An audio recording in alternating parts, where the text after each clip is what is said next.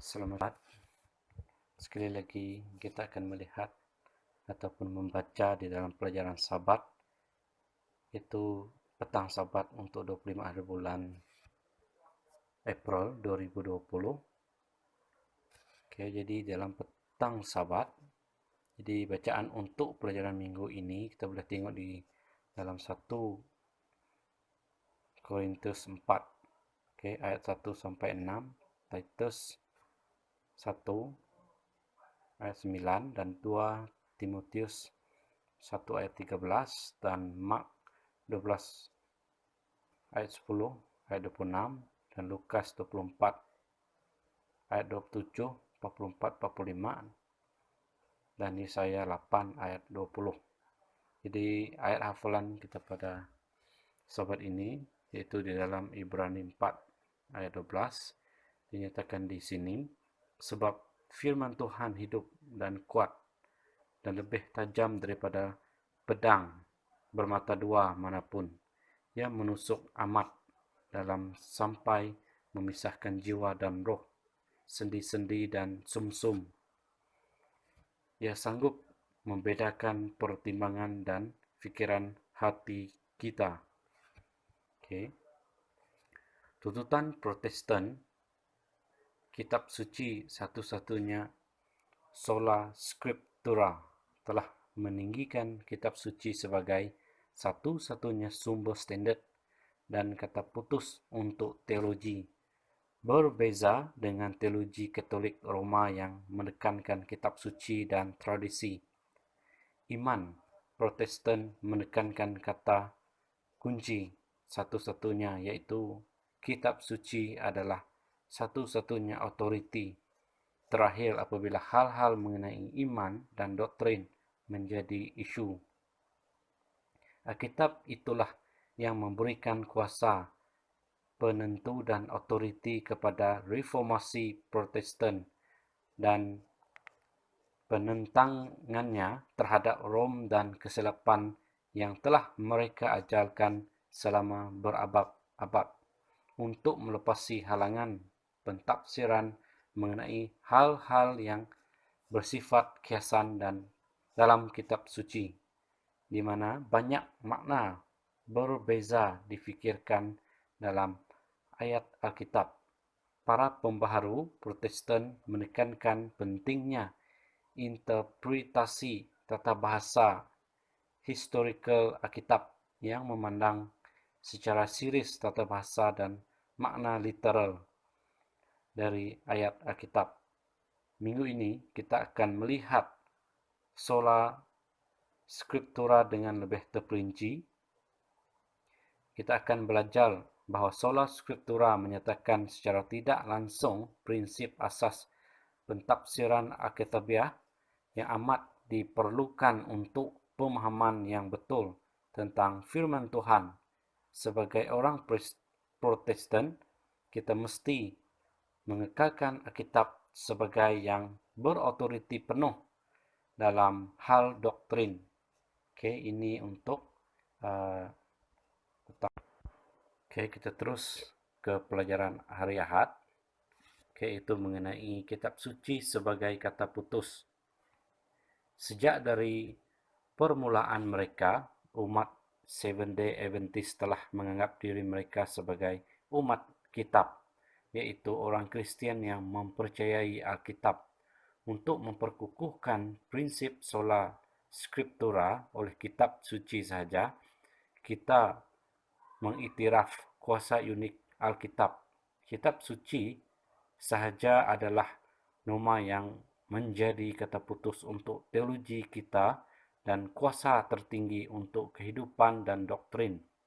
Sumber-sumber lain seperti pengalaman dalam keagamaan, akal manusia atau tradisi harus tunduk kepada Alkitab.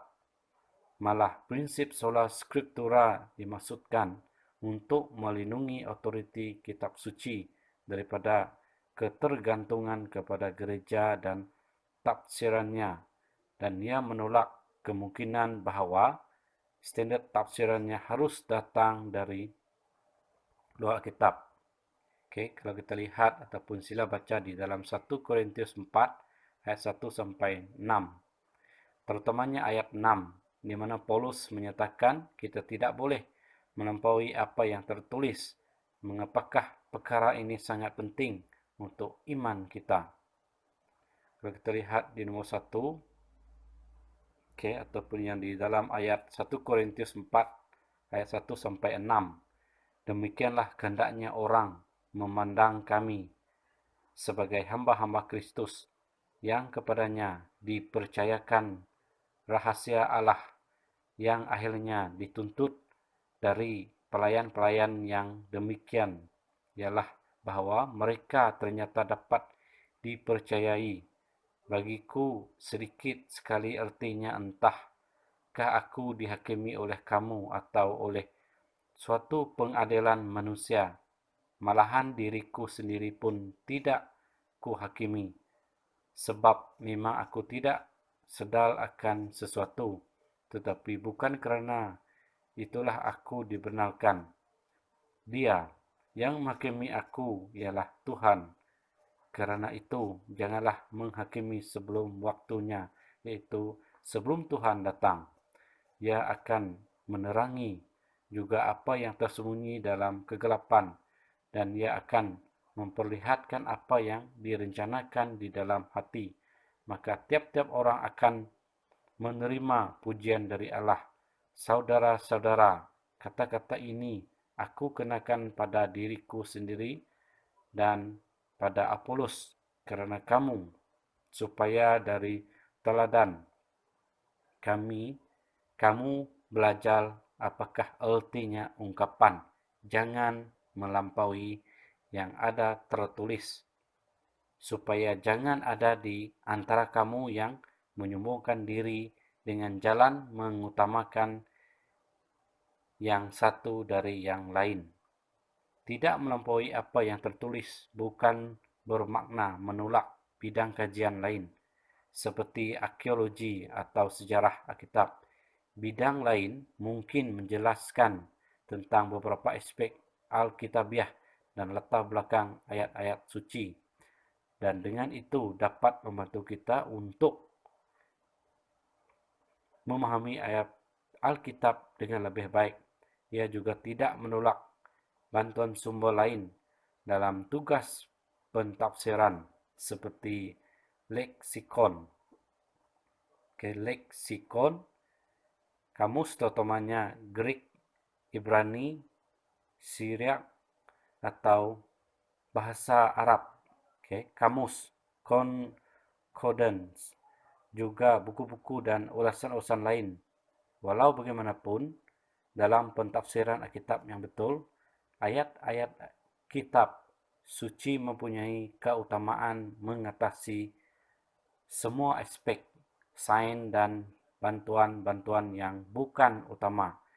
Pandangan-pandangan lain harus dinilai dengan teliti dari sudut pandang Alkitab secara menyeluruh. Apa yang kita tegaskan apabila kita mengamalkan prinsip sola scriptura adalah jika konflik timbul dalam tafsiran iman kita, maka kitab suci saja yang mempunyai kuasa yang lebih penting dan menghakimi mana-mana sumber atau tradisi gereja. Kita tidak boleh melebihi atau menentang apa yang tertulis di dalam Alkitab. Kekristenan yang benar dan meyakinkan memberikan Injil dengan bergantung teguh kepada kuasa kitab suci. Kitab suci satu-satunya adalah Tuhan yang benar dan yang berautoriti penuh daripada semua tulisan dan doktrin di bumi. Ini dinyatakan oleh Martin Luther di dalam Luther's Work, volume 32, Theory of the Reformer 2, E.D. Jerusalem, Jan Pelikan, Hilton C. Ellsworth, and Helmut T. Lehman, volume 32, Philadelphia, Fortress Press, 1999. Page 11 and 12. Okay, sila baca juga dalam Kisah 17 ayat 10 sampai 11. Bagaimanakah ayat-ayat ini memberitahu apa yang kita bicarakan di sini mengenai keutamaan Alkitab. Okay. Kalau kita lihat di dalam Kisah Para Rasul 17 ayat 10 sampai 11. Tetapi pada malam itu juga segera saudara-saudara di situ menyuruh Paulus dan Silas berangkat ke Berea. Ketibaannya di situ, pergilah mereka ke rumah ibadat orang Yahudi. Orang-orang Yahudi di kota itu lebih baik hatinya daripada orang-orang Yahudi di Tesalonika, karena mereka menerima firman itu dengan segala kerelaan hati, dan setiap hari mereka menyelidiki kitab suci untuk mengetahui apakah semuanya itu benar demikian. Okay, jadi kalau kita lihat, mereka berpandukan Alkitab sebagai panduan dalam kehidupan mereka. Ini saja untuk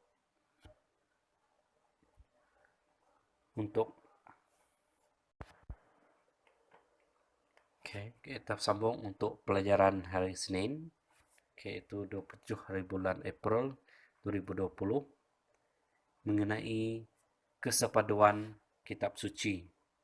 Alkitab itu sendiri menyatakan bahwa segala tulisan diilhamkan Tuhan. Ini ditulis dalam 2 Timotius pasal 3 ayat 16, dan bahwa nubuat dalam kitab suci tidak boleh ditafsirkan menurut kehendak sendiri, dan bahwa tidak pernah nubuat dihasilkan oleh kehendak manusia, tetapi oleh dorongan Roh Kudus. Ini kita boleh lihat dalam 2 Petrus pasal 1 ayat 20 dan 21.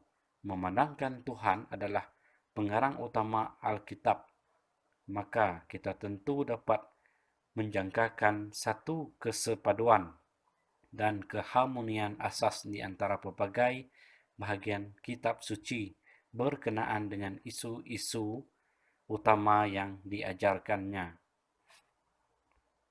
Kita lihat ataupun sila baca dalam Titus 1 ayat 9 dan di dalam 2 Timotius pasal 1 ayat 13. Mengapakah kesepaduan Alkitab penting untuk kepercayaan kita?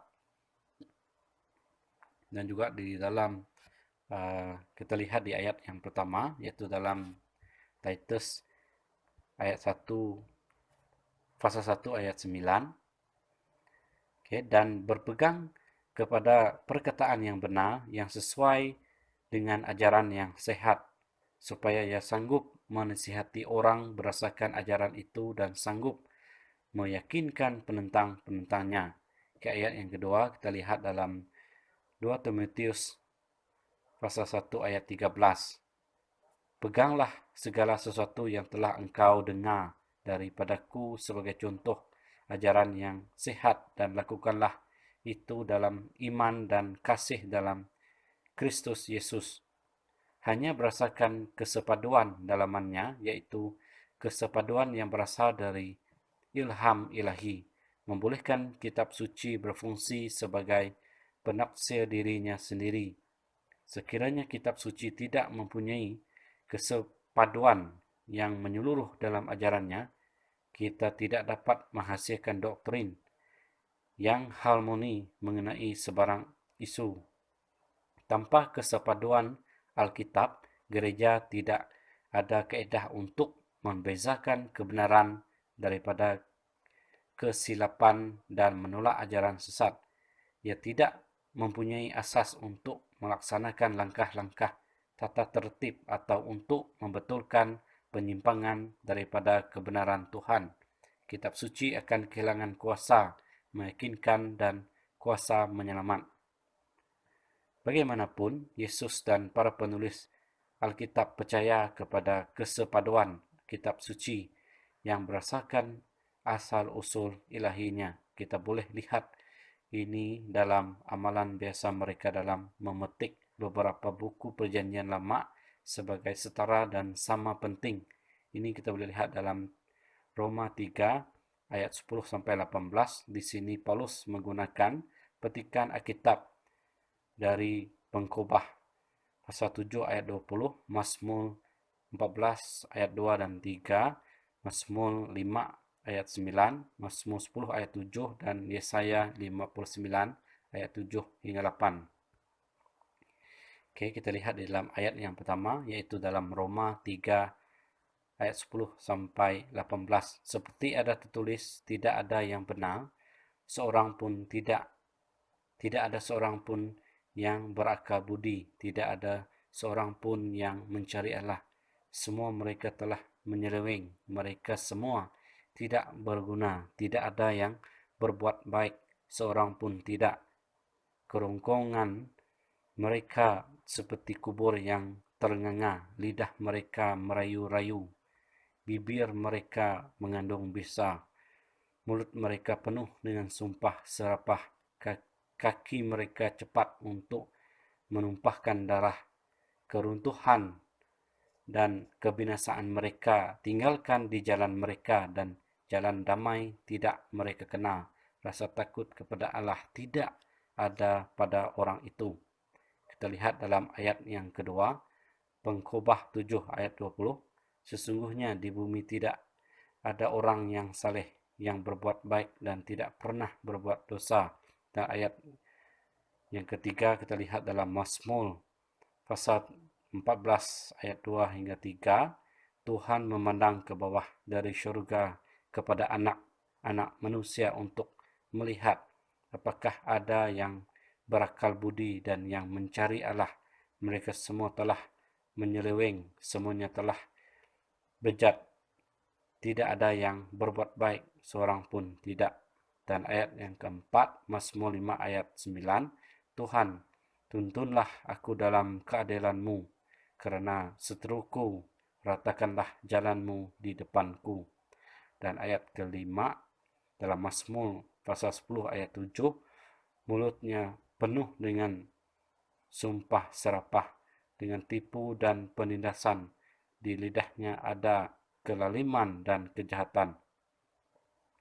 Dan ayat ke-6 dalam Yesaya 59 ayat 7 sampai 8. Mereka segera melakukan kejahatan dan bersegera hendak menumpahkan darah orang yang tidak bersalah.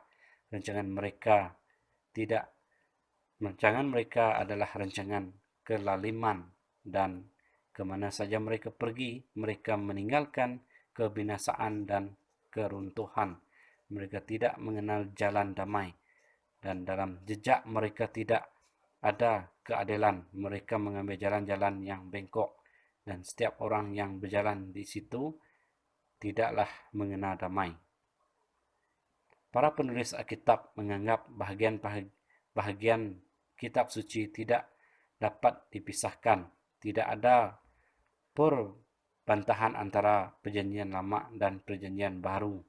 Perjanjian Baru tidak mengandungi Injil baru atau agama baru. Perjanjian Lama dijelaskan dalam Perjanjian Baru, dan Perjanjian Baru dibina atas Perjanjian Lama. Oleh itu, kedua-dua perjanjian mempunyai hubungan timbal balik di mana mereka menerangkan satu sama lain.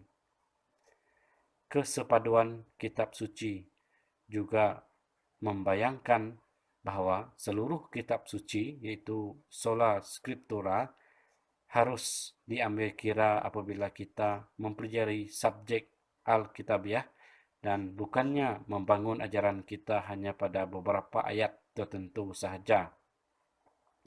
Apakah yang perlu kita lakukan apabila kita mendapati ayat-ayat atau idea yang kelihatan bertentangan antara satu sama lain dalam Alkitab? Bagaimanakah kita menyelesaikannya? Oke, ini pandangan saya.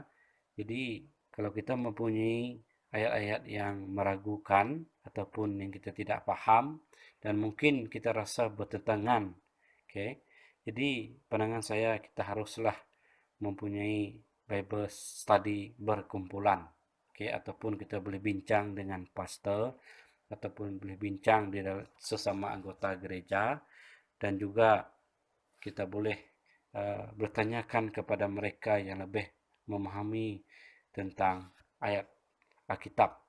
Jadi dengan adanya sebulat suara ataupun bantuan daripada orang yang lebih paham, jadi saya rasa masalah kita dapat diselesaikan, yaitu memahami ayat yang kita tidak ketahui di dalam kitab. Dengan adanya perbincangan, jadi firman Tuhan itu akan sampai di dalam diri kita supaya ianya dipermudahkan lagi. Ini saja untuk kita terus ke pelajaran Selasa, yaitu mengenai kejelasan kitab suci. Merujuk kepada kitab suci sebagai satu-satunya yang berautoriti tidak masuk akal jika ayat-ayat Alkitab tidak jelas dalam maknanya. Sila baca dalam Matius 21 ayat 42, Matius 12 ayat 3 dan 5, Matius 19 ayat 4, Matius 22 ayat 31, Markus 12 ayat 10 dan 26, Lukas 6 ayat 3, Matius 24 ayat 15, dan Markus 13 ayat 14. Yesus berulang kali merujuk Alkitab. Apakah yang hal ini bayangkan mengenai betapa jelasnya mesej kitab suci? Mari kita lihat di dalam ayat yang pertama, yaitu dalam Matius 21 ayat 42. Kata Yesus kepada mereka, belum pernahkah kamu baca dalam kitab suci, batu yang dibuang oleh tukang-tukang bangunan telah menjadi batu penjuru. Hal itu terjadi dari pihak Tuhan. Suatu perbuatan ajaib di mata kita. Dan ayat yang kedua, Matius 12 ayat 3 dan 5. Tetapi jawab Yesus kepada mereka, tidakkah kamu baca apa yang dilakukan Daud ketika ia dan mereka yang mengikutinya lapar? Atau tidakkah kamu baca dalam kitab Taurat bahwa pada hari-hari Sabat imam-imam melanggar hukum Sabat di dalam bait Allah namun tidak bersalah? Kalau kita lihat di ayat ketiga, yaitu dalam Matius 19 ayat 4, jawab Yesus, tidakkah kamu baca bahwa Ia yang menciptakan manusia sejak semula menjadikan mereka laki-laki dan perempuan? Dan ayat yang keempat, Matius 22 ayat 31, tetapi tentang kebangkitan orang-orang mati, tidakkah kamu baca apa yang difirmankan Allah ketika Ia bersabda? Dan ayat kelima, Markus 12 ayat 10 dan 26. Tidak pernahkah kamu membaca nas ini? Batu yang dibuang oleh tukang-tukang bangunan telah menjadi batu penjuru, dan juga tentang bangkitnya orang-orang mati. Tidakkah kamu baca dalam kitab Musa, dalam cerita tentang semak duri, bagaimana bunyi firman Allah kepadanya, akulah Allah Abraham, Allah Ishak, dan Allah Yakub. Dan juga ayat ke-6, yaitu dalam Lukas 6 ayat 3. Lalu Yesus menjawab mereka, tidakkah kamu baca apa yang dilakukan oleh Daud ketika ia dan mereka yang mengikutinya lapar? Dan juga di dalam ayat yang ke-7 dalam Matius 24 ayat 15, jadi apabila kamu melihat pembinasa keji berdiri di tempat kudus menurut firman yang disampaikan oleh Nabi Daniel, para pembaca hendaklah memperhatikannya. Dan juga di dalam ayat ke-8, yaitu Markus 13 ayat 14, Apabila kamu melihat pembinasa keji berdiri di tempat yang tidak sepatutnya, para pembaca hendaklah memperhatikannya, maka orang-orang yang di Yudea haruslah melarikan diri ke pegunungan. Kesaksian Alkitab tidak terbuka kepada banyak tafsiran. Alkitab cukup jelas dalam apa yang diajarkannya. Alkitab begitu jelas sehingga dapat difahami oleh kanak-kanak dan oleh orang dewasa, terutama dalam ajaran yang paling asas. Namun demikian, terdapat peluang yang tidak berkesudahan untuk pengetahuan dan pemahaman kita untuk berkembang lebih mendalam. Kita tidak memerlukan wibawa ajaran gereja untuk memberikan makna Alkitab kepada kita. Sebaliknya, ajaran asasnya dapat dipahami oleh semua umat percaya. Ia terbuka untuk dipelajari oleh semua umat percaya, bukannya membatasi pentafsirannya kepada beberapa orang terpilih saja, seperti barisan para pendeta. Oleh itu, kita digalakkan dalam Alkitab untuk mempelajari kitab suci untuk diri kita sendiri, kerana kita dapat memahami perkabaran Tuhan untuk kita. Ia telah ditunjukkan dengan jelas bahawa contoh yang konsisten daripada para penulis Alkitab menunjukkan bahawa kitab suci harus diambil dalam erti kata yang jelas dan literal, kecuali jika jelas sekali apa yang dimaksudkan hanya satu perlambangan. Pada masa yang sama, kita boleh mengharap Alkitab menerangkan sendiri simbolnya. Maksud simbol-simbol tersebut bukan sesuatu yang hanya orang pintar atau pakar Alkitab saja yang dapat memahami. Handbook of Seventh-day Adventist Theology, Helgestone, MD Review and Herald Publishing Association 2000, dalam kesurat 65. Sebaliknya, Alkitab adalah jelas dari segi bahasa, pengertian dan kata-kata kitab suci, kerana ada kebenaran nyata yang dimaksudkan oleh para penulis Alkitab, bukannya menggunakan kata-kata yang subjektif, tidak terkawal, mempunyai banyak makna dari ayat-ayat Alkitab. Ini bukan bermakna bahawa kita tidak akan kadangkala menemui ayat-ayat dan idea yang kita tidak fahami atau tangkap maksudnya sepenuhnya. Lagipun ini adalah firman Tuhan, sedangkan kita hanyalah manusia yang sudah jatuh. Walau bagaimanapun, firman Tuhan cukup jelas mengenai perkara-perkara yang benar-benar perlu kita ketahui dan fahami, terutamanya berkaitan dengan persoalan tentang keselamatan. Fikirkan tentang masa ketika Anda tidak memahami beberapa ayat.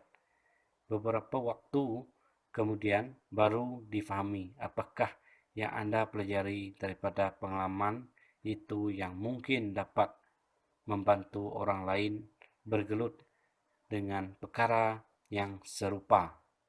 Jadi pada pandangan saya mengenai tentang pemahaman ataupun fikiran tentang masa ketika kita tidak memahami ayat, kita haruslah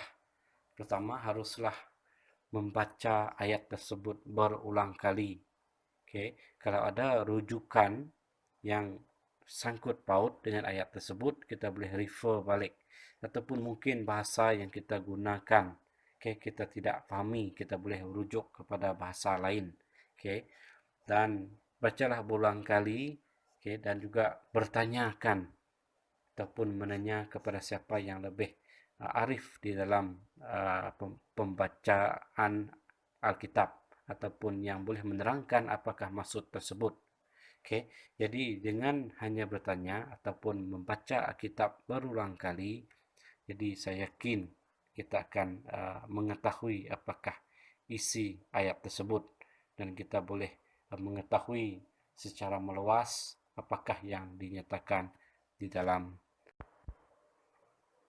Oke, kita terus ke pelajaran hari Rabu, yaitu 29 hari bulan April 2020, yaitu mengenai kitab suci, mentafsir kitab suci.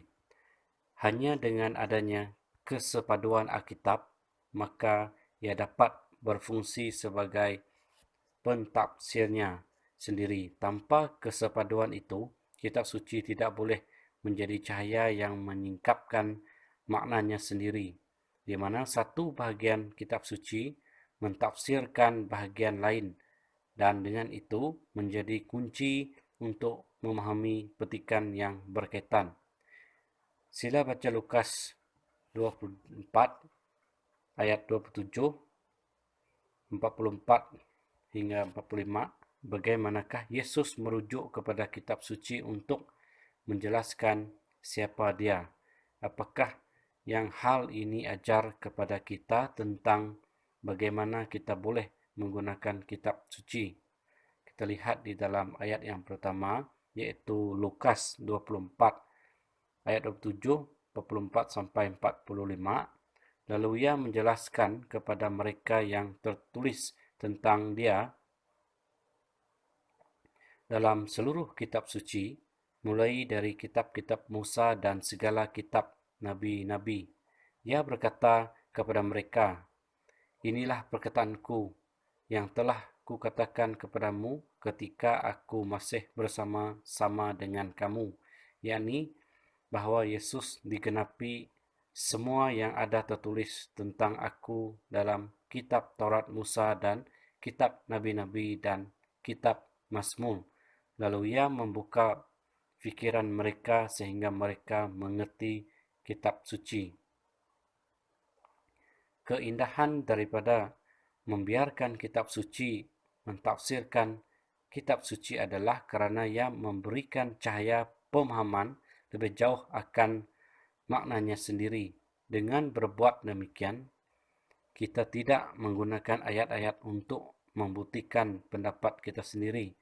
Sebaliknya, kita dengan teliti mengambil kira konteks setiap petikan.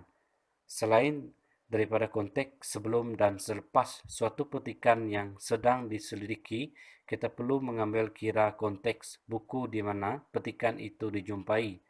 Tambahan pula, oleh kerana menurut Paulus di dalam kitab suci, segala sesuatu yang ditulis dahulu telah ditulis untuk menjadi pelajaran bagi kita. Ini tulis dalam Roma 15 ayat 4. Maka kita harus menyelidiki semua yang dikatakan oleh kitab suci tentang sesuatu perkara. Oke, kita lihat di dalam ayat yang pertama, yaitu dalam Roma 15 ayat 4. Sebab segala sesuatu yang ditulis dahulu telah ditulis untuk menjadi pelajaran bagi kita, supaya kita teguh berpegang pada pengharapan oleh ketekunan dan penghiburan dari kitab suci. Alkitab adalah penjelas kepada dirinya sendiri. Kitab suci harus dibandingkan dengan kitab suci.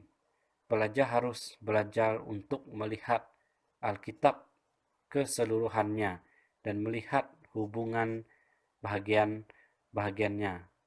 Pelajar harus memperoleh pengetahuan mengenai tema utamanya, tujuan asal Tuhan bagi dunia, kemunculan kontroversi besar dan kerja penebusan. Ini tulis dalam Ellen G. White Education muka surat 190. Apabila kita membandingkan kitab suci dengan kitab suci, adalah penting untuk mempelajari Alkitab dengan teliti. Seboleh-bolehnya kita harus berbuat demikian dalam bahasa aslinya atau sekurang-kurangnya dengan terjemahan Alkitab yang sesuai dengan makna yang terdapat dalam bahasa Ibrani dan Yunani yang asal. Walaupun pengetahuan tentang bahasa asal tidak diperlukan untuk memperoleh pemahaman yang lebih baik tentang Alkitab, namun jika Anda mengetahui Jika ada pengetahuan bahasa tersebut, ia pasti dapat membantu. Sekiranya tidak ada kajian sungguh-sungguh akan firman Tuhan disertai dengan doa, dengan sikap rendah hati dan penyerahan, pasti akan menghasilkan buah yang besar. Fikirkan tentang doktrin seperti keadaan orang mati yang memberi tumpuan kepada beberapa petikan pilihan sahaja boleh menyebabkan kesilapan jika petikan lain diabaikan. Apakah yang hal ini beritahu kita tentang betapa pentingnya mengumpulkan dan membaca semua yang dikatakan oleh Alkitab tentang suatu topik untuk memahami apa yang diajarkan oleh Alkitab. Ini saja untuk kita terus ke pelajaran Kamis, iaitu 30 hari bulan 4 2020, yaitu mengenai pola skriptura dan Ellen G. White. Sila baca dalam Yesaya 8 ayat 20. Mengapakah sentiasa penting untuk merujuk kembali kepada hukum dan kesaksian Alkitabiah sebagai norma pengajaran dan doktrin kita?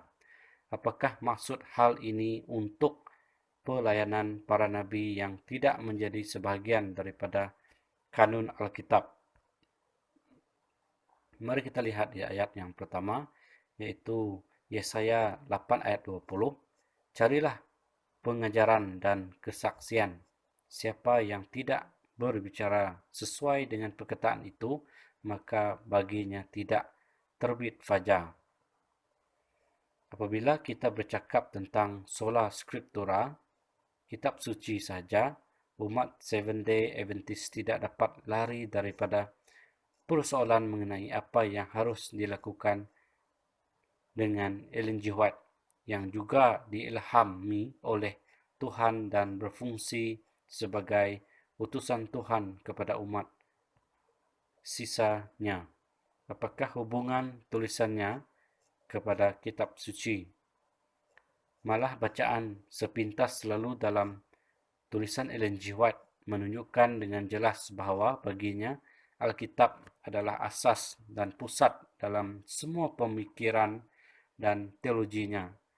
Sebenarnya, dia berkali-kali mengesahkan bahawa Alkitab adalah autoriti tertinggi dan norma dan standard tertinggi untuk semua doktrin, iman dan amalan. Lihat The Great Controversy, muka surat 595. Selain itu, beliau dengan jelas menyokong dan menegakkan prinsip Protestan yang terkenal sola scriptura. Lihat The Great Controversy halaman 9. Dalam pandangan Ellen G. White sendiri, tulisannya bila dibandingkan dengan kitab suci adalah cahaya yang lebih kecil untuk memimpin lelaki dan wanita kepada cahaya yang lebih besar, yaitu Alkitab. The Advent Review and Sabbath Herald, 20 Januari 1903. Tulisan-tulisannya tidak pernah menjadi jalan pintas atau pengganti untuk sebarang pengajian Alkitab yang serius. Malahan, dia berkomentar, Anda tidak seberapa mengenali kitab suci sekiranya Anda telah menjadikan firman Tuhan sebagai bahan kajian Anda dengan keinginan untuk mencapai standard Alkitab dan mencapai kesempurnaan Kristian, maka Anda tidak akan memerlukan testimoni itu. Tetapi oleh kerana Anda tidak telah abaikan mempelajari buku yang diilhamkan Tuhan, maka dia telah berusaha untuk menjangkau Anda dengan kesaksian yang sederhana. Ditulis dalam Ellen G. White Testimonies for the Church Volume 2, muka surat 605. Oleh itu, tulisannya harus dihargai. Tulisannya sama-sama diilhamkan sama seperti ilham yang diberikan kepada para penulis Alkitab. Tetapi tulisannya mempunyai fungsi yang berbeza daripada Alkitab. Tulisan-tulisannya bukan penambahan kepada Alkitab suci, tetapi tertakluk kepada kitab suci. Dia tidak pernah bermaksud menulisnya untuk mengambil tempat kitab suci. Sebaliknya, dia mengangkat kitab Alkitab sebagai satu-satunya standard untuk iman dan amalan. Fikirkan tentang betapa satu pemberian yang luar biasa yang diberikan kepada kita melalui pelayanan Ellen G. White.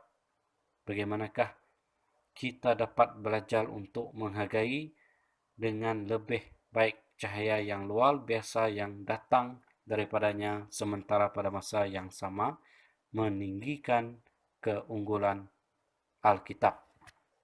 Okay, ini saja yang kita pelajari mengenai pandangan Ellen G. White mengenai Alkitab. Okay, beliau tidak mengubahkan apa-apa ayat yang ditulis dalam Alkitab, tetapi beliau mentafsirkan Alkitab dan menggunakan pakai ayat Alkitab, okay, untuk memudahkan kita memahami apa yang dinyatakan ataupun apakah firman Tuhan inginkan kepada umat manusia agar mereka ataupun agar kita selamat apabila kedatangan beliau kedua kali nanti.